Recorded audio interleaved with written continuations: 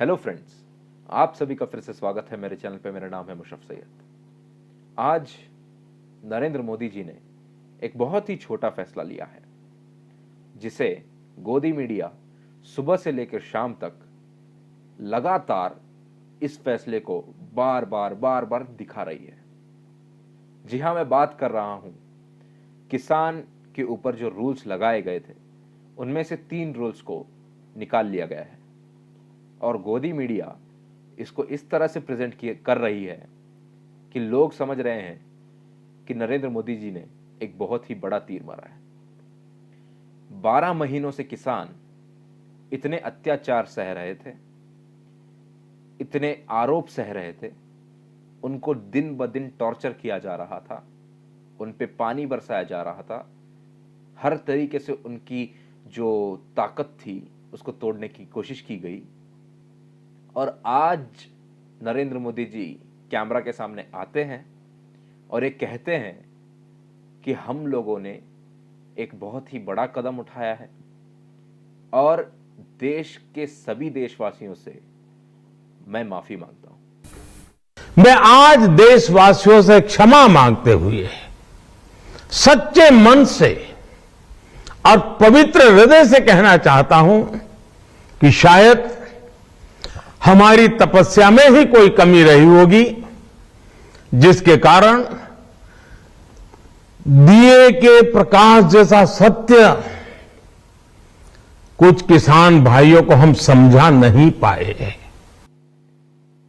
और हमारे जो रजत शर्मा जी हैं, इंडिया टीवी के चीफ, ये कहते हैं 40 साल की जो मेरी पत्रकारिता है, इस जो जर्नी में है, मैंने ऐसा कोई प्रधानमंत्री नहीं देखा जो देश के सामने आकर पूरे देश के सामने माफी मांगे। मैंने 40 साल की पत्रकारिता में इंदिरा गांधी से लेकर अब तक सारी सरकारें देखी हैं, सारे प्रधानमंत्रियों को परखा है, लेकिन ऐसा कभी नहीं हुआ जब प्रधानमंत्री ने बिना किसी लाग लपेट के देश के सामने आकर माफी मांगी हो, बिना गलती के माफी मांगी हो, सिर्फ इसलिए माफी मांगी हो कि वो सब लोगों को अपनी बात के लिए सहमत नहीं कर पाए। आपकी पत्रकारिता पे आपको शर्म आनी चाहिए। जिस तरह से आप लोगों का ब्रेन वॉश करने की कोशिश कर रहे हैं, आपको अपनी पत्रकारिता पे शर्म आनी चाहिए। और जो आपने बयान दिया है, आपने जो न्यूज़ कही है, 40 साल तक मैंने ऐसा कोई प्रधानमंत्री नहीं देखा, तो आपको पत्रकार कहने के लिए भी हमें शर्म आती है।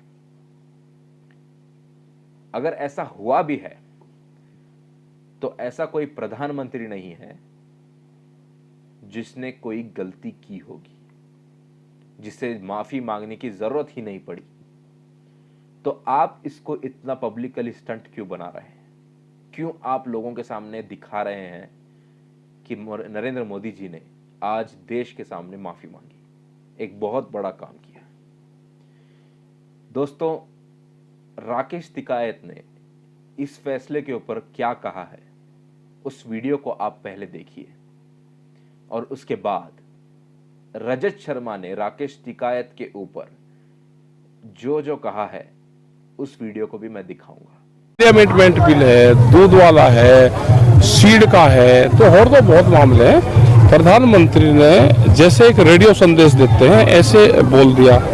यहाँ पे लोकतंत्र है इस देश में। यहाँ ये कोरिया नहीं है कि कोरिया के तानाशाह ने जो कह दिया वो फाइनल देश में कानून बन गया, वो नहीं है। बैठ के सरकार बातचीत करे और जो और मसले हैं उस पर बात करें, उसका एक ड्राफ्ट तैयार होगा। उनके बात पे भरोसा नहीं है, प्रधानमंत्री ये वापस ले चुके हैं सर। अपील हमने कहा कि किंग जोंग नहीं है, यहाँ पे किंग जोंग का राज नहीं है। ये लोकतंत्र देश है, ये कोरिया नहीं है, ये भारत देश है। भाई वो तो एक तरफा सवाल तो करता है, कोरिया में होता है ये तो। यहाँ तो बातचीत होगी, उसके बाद में उसका ड्राफ्ट बनेगा, उस पर समाधान होगा ना। सीट बिल पे क्या करा उन्होंने? चलो सीट बिल पे बताओ क्या करा।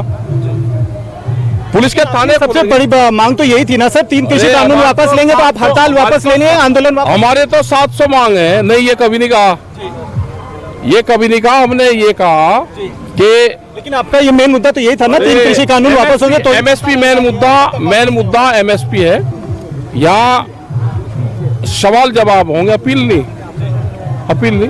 ये आंदोलन चलेगा जब तक कागज नहीं मिलेंगे। और एमएसपी पे गारंटी कानून, जब तक बातचीत नहीं होगी, सरकारों को बातचीत करनी चाहिए। अब कोई मामला है तो उनके जो लोग होंगे, जैसे पहले बातचीत करने आते थे, वो बैठ के टेबल टॉक करें, उसमें से एक ड्राफ्ट बनेगा, उसके बाद में सारे मसलों का समाधान। पार्लियामेंट में कानून बना दिया और प्रधानमंत्री ने कह दिया कि वापसी ले लेंगे, हमें कागज दे दो। तो आपको लगता है ये किसान आंदोलन को खत्म करने के लिए प्रधानमंत्री ने बिल्कुल इस तरह की है कि लोगों में एक वो हो, एक भ्रम पैदा हो जाए, वो है।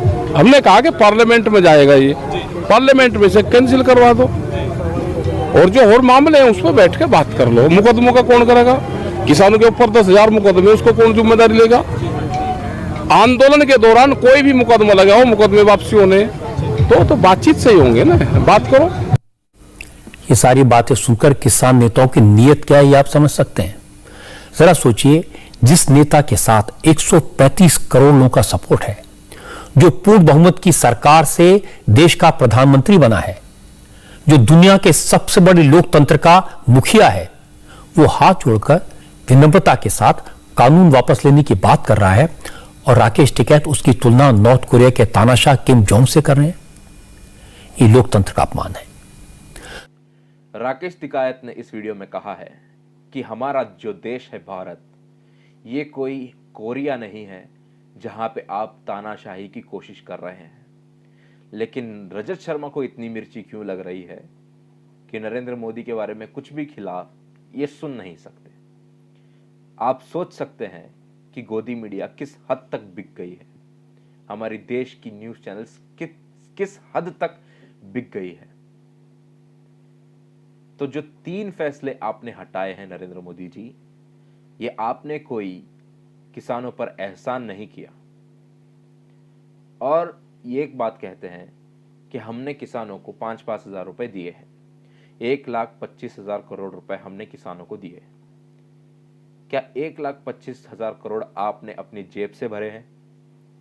क्या आपने अपने घर से लाकर किसानों को दिया है? नहीं, ये पूरे देश का टैक्स था। आपने देश का पैसा, जनता का पैसा जनता तक वापस दिया है। तो आपने कोई यहां पे एहसान नहीं किया हमको 1,25,000 करोड़ रुपए देकर। नरेंद्र मोदी जी, किसानों पर 12 महीनों से अत्याचार हो रहा था। क्या आपको किसानों की अब याद आई? उनके ऊपर जो अत्याचार हो रहे थे, आप तस्वीरों में देख सकते हैं, मैं दिखा रहा हूं आपको। क्या आपको आज किसानों की याद आई कि हम उनसे माफी मांगते हैं और उनके ऊपर जो रूल्स लगाए हैं उन्हें वापस ले लेते हैं क्योंकि आपके उत्तर प्रदेश में इलेक्शंस है, या फिर आपके प्रधानमंत्री इलेक्शंस के लिए सिर्फ 2 साल बचे हैं? ये जो आप चुनावी जुमला कर रहे हैं, लोग बेवकूफ नहीं हैं, लोग सब जानते हैं कौन सही है और कौन गलत है। चलो, अब जो भी हुआ हो, इस फैसले को वापस लेकर नरेंद्र मोदी जी ने एहसान तो नहीं किया, लेकिन हमारे किसान भाइयों को इस फैसले से कुछ दिनों की राहत तो मिली। आखिर नरेंद्र मोदी जी ने माफी भी मांगी है। हमारे किसान भाई उन्हें माफ भी करेंगे, ऐसी मैं आशा रखता हूं। मिलते हैं अगले वीडियो में। आप हमारे साथ ऐसे ही बने रहिए। हमारे चैनल को ज़रूर से ज़रूर सब्सक्राइब कर लीजिए और इस वीडियो को ज़्यादा से ज़्यादा शेयर कीजिए। धन्यवाद।